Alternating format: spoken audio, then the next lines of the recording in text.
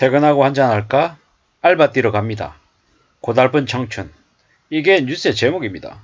대출을 끌어다가 집을 무리하게 샀던 연글족들이 지금 현재 처해 있는 현실이라고 합니다. 원래 직장에서 퇴근을 해도 이제 저녁에 약속 잡을 시간이 없다는 겁니다. 왜냐? 알바 뛰러 가야 되는 거죠. 안 그러면 이자 부담이 이제 당장 자기의 인생을 집어삼킬 수 있으니까 어쩔 수 없이 미친듯이 일을 하러 다니는 거죠. 뭐 그래도 알바라도 뛰어서 이자도 원금도 갚을 수 있으면 그나마 다행인지도 모릅니다. 앞으로 2023년 한 말쯤 되면 3, 4분기 되면 지금의 시중금리보다 최소 2, 3% 이상 오릅니다. 기준금리를 지금 현재 상태로 그대로 유지해도 말이죠. 근데 지금 3.5%인데 한국은행의 기준금리가 4.5가 되고 5% 되면요. 연말 되면 시중금리가 2%가 아니고 3%가 아니고 4, 5% 오를 수도 있다고 생각해야 됩니다. 게다가 그걸로 끝날까요? 아니죠. 집값이 하락하면 은행들은 그 대출한 금액에 원금 일부 상환 요구를 합니다. 1억이든 2억이든요. 이렇게 따지면 사면초가 아닙니까? 이게 지난 몇 년간 연끌해서 돈 벌겠다라고 탐욕에 욕심에 취해 있던 이들이 앞으로 맞닥뜨리게 될 현실이다라는 겁니다. 고물가 고금리에 생활비도 더 많이 드는데 이제 미친다라는 거죠. 2030들의 N잡러 그러니까 부업, 투잡, 쓰리잡, 포잡하는 비중이 많이 늘었다라고 하는데 이게 실제 왜 그럴 수밖에 없는지에 대한 이야기가 결국에는 연끌하고 비토한 탓이다라는 거죠. 씁쓸한 얘기입니다. 월급 가지고 생활이 안 되는 거죠. 용까지 끌어모아가지고 무리하게 집 투기에 나섰죠. 처음에 1년 2년은 집값이 2억 올랐다 3억 올랐다 좋아했습니다. 하지만 지금은 어떻습니까? 미치는 거죠. 2% 중반에 주담대 냈는데 지금은요 5%고 6%니까 그냥 이자가 2배 이상 된 거죠. 근데 문제는 뭐다?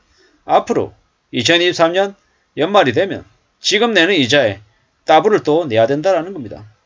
미치는 거죠. 8억짜리 집을 사는데 5억 대출 받고요. 5억짜리 집 사는데 4억 대출 받았던 게 그동안에 있던 연끌한 사람들의 모습입니다.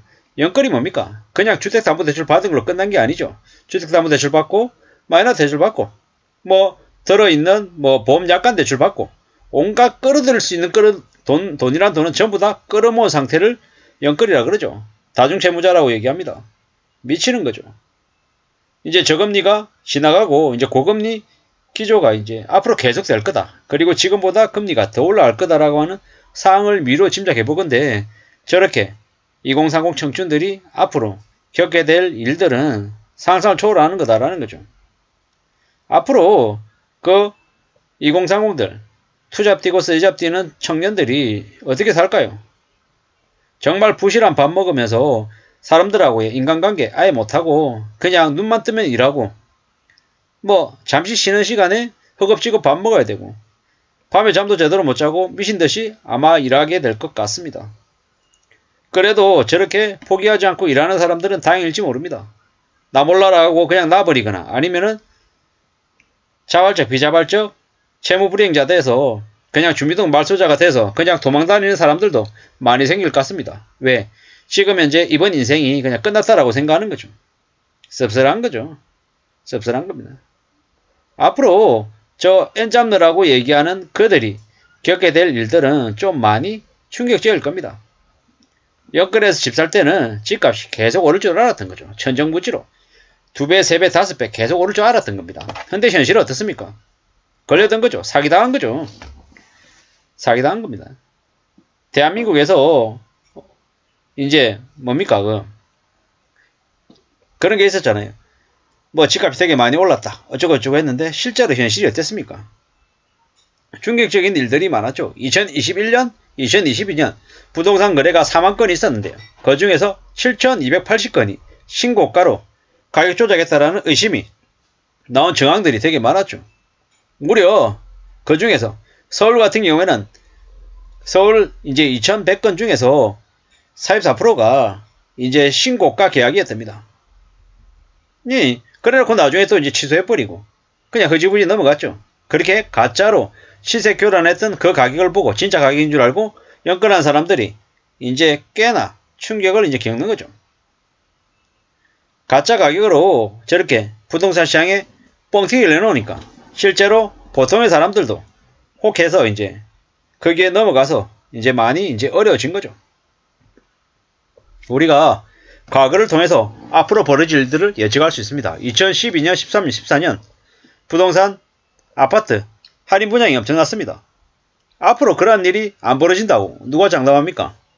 많은 이제 시중에 있는 많은 보고서들, 한국은행 보고서든 아니면 여러 가지 이제 각종 기관 보고서에서는 지금 현재 집값이 2016년까지 되돌아간다라는 이야기들 되게 많이 합니다. 2019년, 18년도 아닙니다. 2016년입니다. 2016년은 언제입니까? 박근혜 정부 말기입니다. 문재인 정부가 들어서기 전 가격이죠. 뭐 이렇게 보면은 어떻습니까? 앞으로 우리가 맞게 될 부동산 가격 하락은 꽤나 충격적일 거다라는 겁니다. 고달픈 정천이 알바띠로 가는 걸로 끝나는 게 아닐 것 같습니다. 3억 5천만 원의 정쟁이라고 해서 이승용 씨가 쓴 책이 있습니다. 하루에 7에서 10가지 일을 하면서 하루에 1시간 반, 2시간 자면서 미친듯이 일해서 3억 5천만 원의 빚을 갚은 이야기입니다. 지금의 청년들이 그렇게 3억 5천이 아니라 뭐 4억, 5억을 빚을 갚으려면 얼마가 걸릴까요? 그 사람은 하루에 1시간 반, 2시간 자면서 9에서 10가지 일을 해서 그렇게 빚을 3억 5천을 10여 년이라고 하는 기간 동안 갚았습니다. 보통의 사람들 같은 경우에는 쓰리잡 해가지고 얼마가 걸린다? 30년 걸린다고 보면 맞죠. 근데 지금 2030들이 저렇게 알바 열심히 뛰어가지고 60대쯤 되면 빚을 다 갚을 수 있을까요? 60대가 됐을 때 빚을 다 갚고 떨어낸다고만 해도 대단한 겁니다. 세월아 내월아 하면서 그냥 인생을 반쯤 놔버릴 가능성이 큰 것 같습니다. 어쩌면 저 2030들은 금융권들이 파산하고 두 손 두 발 들게 절대로 놔두지 않을 겁니다. 끝까지 끌고 가서 계속 일시키고 뜯어먹고 또 뜯어먹고 하겠죠. 왜? 그냥 놔버리면 그냥 은행들은 채권자가 그 채권이 날아가 버리니까 어떤 식으로든 꿈과 희망을 심어주고 야 조금만 참으면 괜찮아.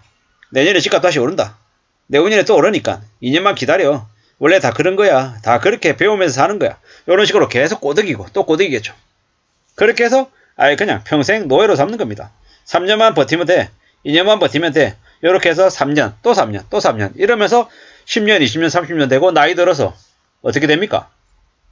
병 들어가지고 그냥 빚만 갚다가 그냥 처량한 인생으로 그냥 생을 마감할 수도 있겠다라는 겁니다.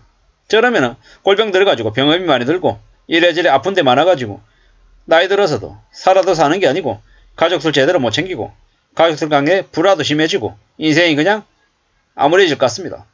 그러므로 함부로 무리하게 욕심부려서 빚내서는 안 된다는 말씀을 드립니다. 내 돈 안에 단돈 100원, 1000원, 만원도 소중하다라고 생각하면서 살아야 됩니다. 그래야 저렇게 영끌족이 안 된다라는 겁니다. 이상입니다.